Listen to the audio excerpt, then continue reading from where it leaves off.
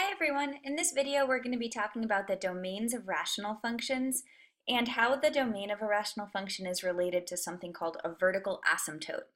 You've actually seen vertical asymptotes before when you studied the reciprocal function, 1 over x, but in this video we'll make a little bit more sense of them and you'll be able to determine whether or not a function has vertical asymptotes just by looking at the equation. So let's start out just talking about the domains of rational functions. Here's a rational function and I want to find its domain.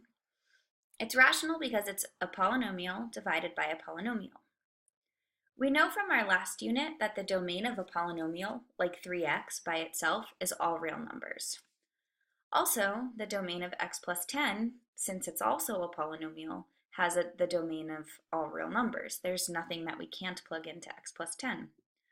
But as soon as we make it a fraction and we have something in the denominator, we can run into trouble. So the key here is that the domain of this function, the domain is going to be all real numbers except for those which make the denominator 0. So except for those which make the denominator, x plus 10, equal to 0. So in other words, it's all reals except for the zeros of the denominator. So the domain is all real numbers. I'll use that notation to represent all real numbers, except negative 10. So we have a rule for determining the domains of these rational functions. The domain of a rational function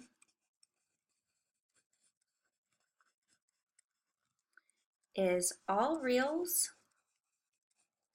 except for the zeros of the denominator, the zeros or roots as we were sometimes calling them.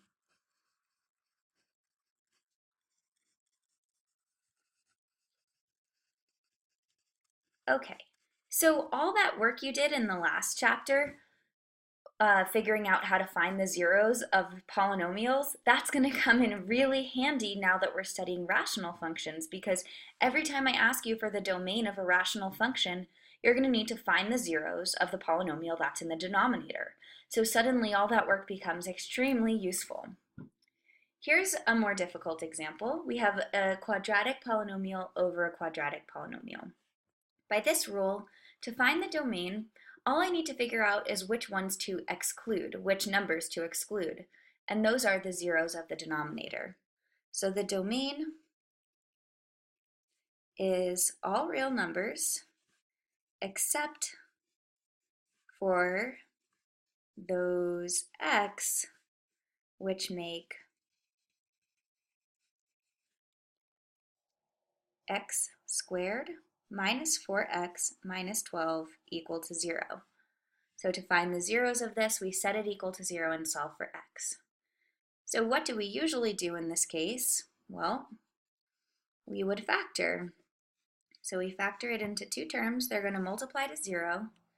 This term times this term has to multiply to negative 12 and add to negative 4. So the way to do that is negative 6 and positive 2. So the domain is all reals except for 6 and negative 2. So if we look at the graph of this and also the table, we'll get a little bit of insight. So let's notice that when I put this into the graph, I have to put the entire numerator into parentheses. So I put x squared plus 3x plus 2, divide that by x squared minus 4x minus 12, and the whole denominator's in parentheses as well, and look at the graph. So here it is. Notice that this is x equals 6. Something very weird is happening. It's dropping down toward negative infinity as we get close to 6 from the left. As we get close to 6 from the right, it's shooting up toward positive infinity. This is a vertical asymptote. We'll see some more examples in a moment. But if we look at the table, notice that as we get close to when we get to -2, there's an error. That's because -2 is not in the domain of the original function. That's what we learned here. So there's got to be an error, even though when we look at the graph, nothing weird is happening there. Now, similarly, if we look at the table, as we get close to 6, the other place where we'll have a problem, the numbers start to grow toward -infinity as we get closer to 6. We can see that more carefully if we look at 0.01 here. So they start going toward negative, really big numbers as we get close to 6 from the left. And as we get close to 6 from the right, they're shooting up. They're getting bigger and bigger in the positive direction. But at 6, we have an error, so we know that 6 is not in the domain of this function. So I want to point out something that's also quite interesting.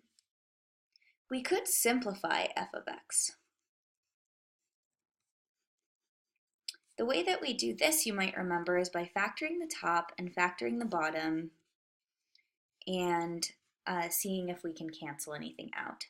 So if I factor the top, I get x plus 2. If I factor the bottom, I get x plus 2 times x plus 1. The bottom, as we know, is x minus 6 times x plus 2. So the x plus 2's cancel, and this is going to look like x plus 1 over x minus 6. The domain of this is just x not equal to 6. But since we canceled out the 2, we have to, that -2 cannot be in the domain of the original function. This function and this one might look the same, but they're different in their domains. So let me show you why they look the same. So here's my original. Now I'm going to graph using a thick line this new function, x plus 1 over x minus 6. So there's the original. The thick line is graphing. It looks exactly the same as the old function. But notice that if we look at the table, all the values are the same. We still have an error at 6 because this new function does not have 6 in the domain. But if we go to -2, this might take a while. Let's change this back to 0.5 so it will go quicker. If we go back to -2, then, oops, let's just start at -2. Okay. The first function has an error, the second one doesn't. So this function by itself has -2 in the domain. Our original function does not. So we need to be careful of that distinction. You always want to find all the zeros of the denominator before you simplify. But simplifying will give you a better way to study the behavior of this graph because it will give you a similar looking graph after you've simplified. We'll make that a little more explicit in just a moment. So here's another example I want to do. We just looked at this one, so let's try another. Let's consider the graph x plus 1 over x plus 2 times x minus 6. So what I want to look at is what happens as x goes to -2 or as x goes to 6. One great way to do that is by looking at the graph. So let's graph both of these this function again. X plus 1 divided by x plus 2 times x minus 6. And I need to be careful because that entire product needs to be in the denominator. So I better put it all in parentheses. Now let's look at the graph. I have two of these vertical lines. You can guess that this one is at -2 because that gives you a 0 in the denominator. And this one is at +6. That also gives you a 0 in the denominator. So what happens, so the graphic solution to this question is it starts to look like a vertical line.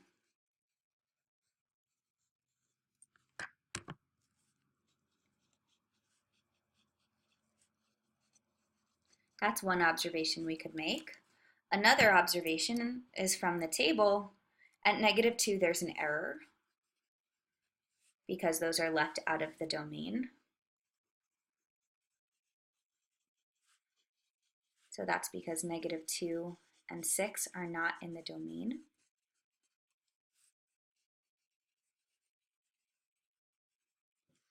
But more importantly, what happens is, let's look at what happens as we get close to -2 in the table. So if I set my table so that each x value jumps by 0.01, and then I look at the table, you'll notice that the numbers start growing more and more negative as we get close to -2 from the left. As we get close to -2 from the right, they start growing bigger and bigger in the positive direction. We can also see that in the graph. As we get close to -2, they shoot downwards. As we get close to -2 going this way, they shoot upwards. We can see that more clearly if we make the change in the table 0.01 or 0.001. So the graph's not going to change. We just need to look at the table. So let's start at -2. So we still have an error, but these numbers are getting more and more negative as we come from the left, the smaller values, and more positive as we come from the right. So what's really happening is as x goes to -2 from the left, f of x goes to -infinity. It just keeps on growing in the negative direction without bound. As we go to -2 from the right, so from larger values of x, f of x grows toward positive infinity. So let's look quickly at one more. Let's go to 0.0001 and start at -2. Look at our table. Well, these numbers are quite large in the negative direction on the smaller end of -2 and quite large on the larger end of -2 on the right. So this is a vertical asymptote. So this says f of x has a vertical asymptote at -2 and at -6. And the reason for that is that we're dividing by numbers that are getting closer and closer to 0. If you divide by a very, very small number, so we'll have a very small number in the denominator when we get close to -2, then the whole thing is going to get really, really big. So here's the rule that we're going to be following. If we have a rational function, which is a polynomial divided by a polynomial, then the line x equals a is called a vertical asymptote of f if the function grows toward positive infinity or negative infinity as the x values get closer and closer to a. So here are a couple of examples. I think we should look at these together in another video just so that we have more time to discuss them. So try to soak in the examples you just saw and then watch the next one for some more explicit calculations.